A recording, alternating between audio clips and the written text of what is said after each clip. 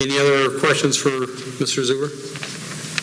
All right, takes us to unfinished business. I see no unfinished business on the agenda. There's a couple of things that I wouldn't mind discussing about unfinished business. I didn't know that I should have brought that up, I guess, before we moved on, but is that okay to bring up now? What are we? With unfinished, well, one is with the MRWA partnership and the property. Just wanted to say a thank you to Stephanie for completing the task of writing our goals and concerns, to Consumers Power, working with Brett on that. That was something that had been discussed at the last board meeting, and unfortunately, didn't get that into consumers before. We were supposed to have a site visit last Thursday, so unfortunately that got postponed. But I just wanted to, follow up with what the next steps are on that, which to me still the most important thing is getting out there and doing a site visit so that we can walk and see the impacts. Looking through the diagrams, I for one for sure, want to leave as little of an impact, on the property as possible. But they're, also want to be open-minded to it all, kind of like with AI, it all kind of ties into the story, the narrative, and what will be the kind of scientific process for that space. So I think that's why it's really important, because trying to judge the distance, with a 40-acre piece of property that's heavily wooded, how much, are we potentially talking about in a deconstruction changing? So I really appreciate in the map and, where we're looking at some key sites. So I have not heard back from Scott to hear some makeup dates for that, but I know that we wanted to move quickly. So has anybody else? And one other thing I would like to add to that is, I don't know, maybe Rob, Danette, and Rachel maybe were on the board when it was discussed a couple years ago about it's about time to log that property and thin it out, not clear cut by any means. Right. But I think Rob, you might have been out there with us when we had a forester come out, and one of their concerns is there's a couple species of tree that are starting to show signs of some disease, and that discussion, I don't know if it was tabled or stalled when we talked about it, and wanted just to wait a little bit longer, I guess, and it doesn't cost the district any money. In fact, they pay us a little bit. So just in my head, if that's something that GE is talking about having to remove some trees anyways, if some of those trees they were going to pull out were going to be ones that we could get a couple dollars for, just because it's time. And again, I'm not a forestry expert, but I really feel like that's something that we would probably need to pursue moving forward and get somebody in there that knows what they're doing.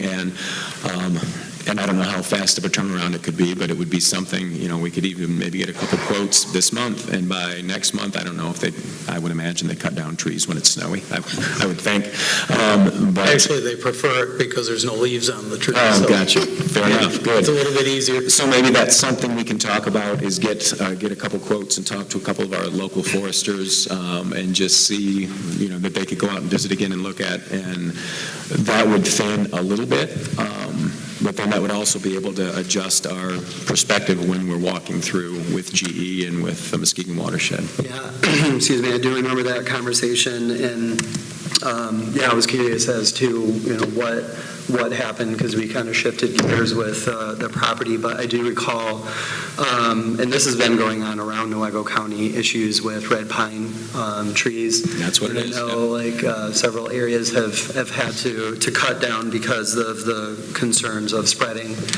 And then I don't know if that ties into the same thing, but Marty Holtgren, who was out with us on that site visit, said that that's a tree that pretty much has a shelf life and can be problematic once it reaches that shelf life, right. Whether it's those two or falling or so. And that is an area where is not as dense as other areas, but there is quite a few red pines. So I would agree, getting out there, all of these kind of be, merging together. I know that we have funding through the foundation that includes looking at, site building. So there's a lot of different factors that go into what I think is just the beginning of, opportunities for property. So I'm willing to follow up with Scott and say, what their timeline and their schedule is, and then obviously open it up to anyone. I think it would be actually great for, especially our stakeholders and staff, that are, potentially going to be utilizing the space for resource, classroom resource or on-site resource. Would be great to see, get them out and see it as well. Have some opinions from some of our science experts here as well. Right. Is that okay with people here, that I reach out to Scott and see about scheduling a reschedule of a site visit? Is that something you would like to reach out and do, Ken? No, I mean, you've been involved with it, so I think it makes sense for you to do that. All right, I'll do that. That's my opinion, unless anybody on the board has a different opinion there. No. So I think that makes sense. Okay. And, I agree that, looking at the property, if we It's do. been a couple of years since we walked. I don't remember. It was Yeah. last spring. Was it? Mm-hmm. Yeah. Because we had the. Or 2 springs ago now. Yeah, actually, it might be 2 spring, yeah. We had the borer that came through, the emerald ash borer that took out a lot of the ash trees. So if there's ash trees out there, they're probably standing dead already. Right. So they need to come down regardless. I think it would be pretty cool, though, if we could utilize that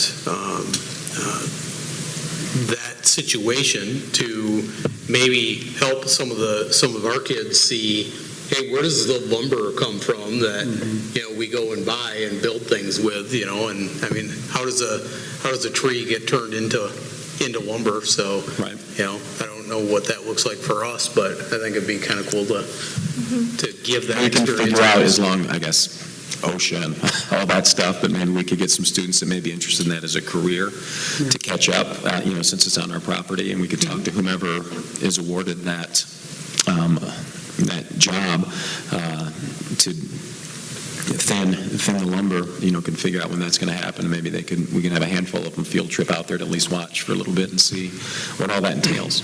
Yeah, I mean, thinning out dense forest is often a healthy step, for the surrounding trees and the ecosystem as a whole. And then we can, there's opportunities to introduce, native plantings and really do, some curriculum around. Again, what excites me so much about this is it's a good beginning. So, all right, well, I don't want to take too much time on that. The one other one